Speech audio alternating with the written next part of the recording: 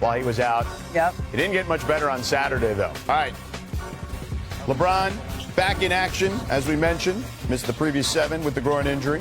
Early in the first quarter, Bulls leading 3-2. Luka finds LeBron on the drive. Like he never left. And LeBron back to work. This time he finds Jackson Hayes. Jackson Hayes got a new lease on life. Yeah, he does. Oh, you think? Yeah. Matas Buzelis gets in the action here, behind the back. Sleep on the young fella. Come on Where was now. that in the dunk contest? Why didn't he do that in San Francisco? Yeah, right? Come on, Monty. 3 minutes left in the second. Lakers down 57-51. Oh. Luka, step back. Luka had an all-time first half. And Luka gets the Querim here from the logo. Luka with a heat check. Why not? All in the first half. Let's get to the third quarter now. Things look fine then. The Bulls start to make their move. Kobe White Man, we got to start giving Kobe White to the quarter. He's nice. To Buzelis for 3. And I respect the Bulls still playing hard. Josh Giddey with one of his 8 steals on the night. Kobe. Gets ugly now. Kobe White. I'm not going to put that on. Fourth quarter. Yeah, don't do that. Patrick Williams rattles that one home. Bulls win big. Back, Bulls. Oh, There's another LeBron. one of those steals. That one was kind of a gift, though. Yeah. Almost had a quadruple double. Almost. 146. The Bulls win 146 to 115. Here's LeBron. We got 12 games to position ourselves, in the postseason.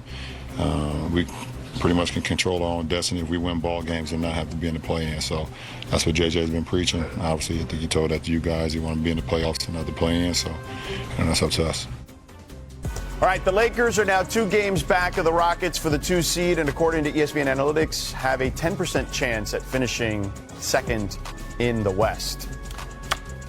LeBron sounds like he plans on finishing the season strong here with 12 games remaining. So, Carlos, what should the Lakers be focused on here? I think health and defense. Obviously, you want to be as healthy as you can going into the playoffs. You want Bron healthy. You want Luka healthy. They got Rui back as well the other night. You want all your pieces. You want all the clips in the chamber to be out there to be able to compete. I think also you got to be concerned about the defense a little bit. You gave up 146 points to the Bulls, 70 points in the paint. That's too many. This has been a team that's been playing really good defense the last couple of months. You want to get back to having your rotations down, finishing the defensive.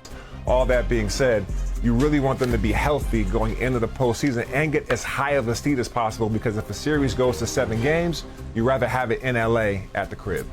I think also the defense that you mentioned, Carlos, like the way they've been playing and in this run that they've had really since mid-January when they went to this system it's an exercise in trust, right? This is an analytics-based approach that they're doing. They're letting teams decide, they're deciding who they want to beat you on the other team, okay? And so you have to just trust, all right, we defend these guys, but we're going to let those other guys get their shots. Yesterday, they let everybody get their shots. And so you have to trust the system. You have to trust that people will regress back to the mean and trust the analytics. Right here, they just let everybody score yesterday. And I mean, 146 is wild. Everybody scored. And I think, and we all said this after the trade. Okay, they traded Anthony Davis and Max Christie, 2 great defensive players. How are they going to guard in the paint? Now, I think in this game, this was more of a pace issue. I think Chicago gets up and down the court, and so that changes your defense in the half court. They need to get back to trusting it, and that, to me, came down to LeBron James. He was the defensive quarterback out there, and as soon as he gets healthy and back into his rhythm, that's when we see if that defense can hold. You know, in the James years with the Lakers, they pretty much have not cared about seeding, as long as they're in the top 6, right? You don't want to play in the play-in. In this schedule, look, I'm sure you want to rest your stars, but you want to get a great seeding too. And right now, the Lakers have the 5th toughest remaining schedule.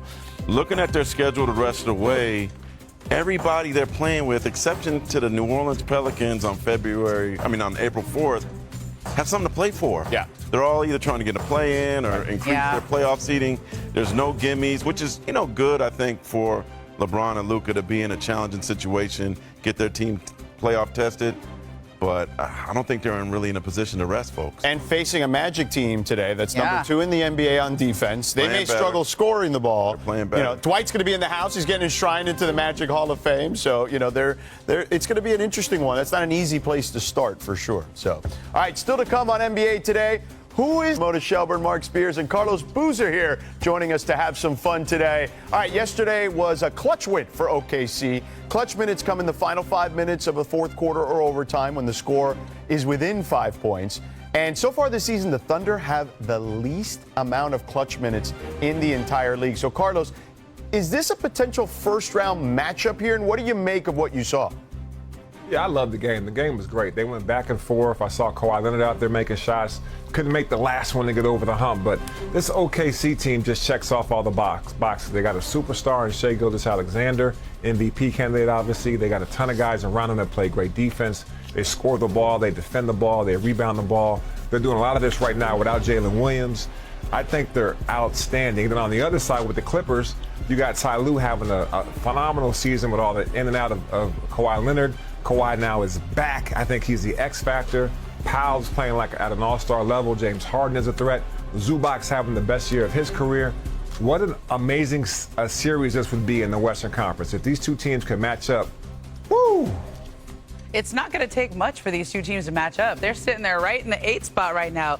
Minnesota's in the 7. And so it wouldn't take much for this to be the 1-8 matchup in the first round. And I wouldn't want to play them if I was the Thunder because this is a game Clipper team. They have rested Kawhi Leonard for most of the year. Now he's back. I think he looks the best that he's looked in years. He's got that burst back. I saw him single-handedly beat the Cleveland Cavaliers the other night. Well, him and Ivica Zubac. But this is a tough game, and you saw nobody gets Shai Gilgeous-Alexander to shoot 7 for 29 from the floor, but that's how good their defense, which is a Ty Lue, Jeff Van Gundy-led defense.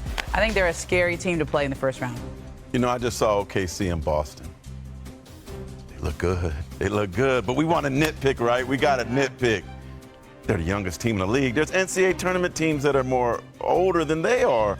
Almost. They haven't gotten over the hump. They lost in the second round last year, right? They haven't really dealt with adversity. I'm going to start giving them some love, man. They're good.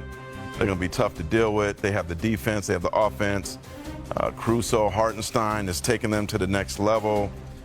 But we're going to continue nitpick them until they finally get over the hump. Mark, isn't that what happened the last time? When you had KD and Harden and Russell Westbrook and they went to the finals 1 year ahead of time, and everybody said, well, they're too young, they'll be back over and over and over. That was the only time that group went.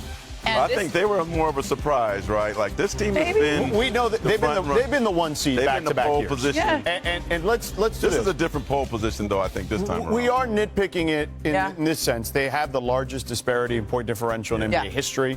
You don't need to play in close games if you're not in many close games. Yeah, okay, let's start with that part of the equation. And here they are. They got tested in a close game without 2 of their best 3 players, okay?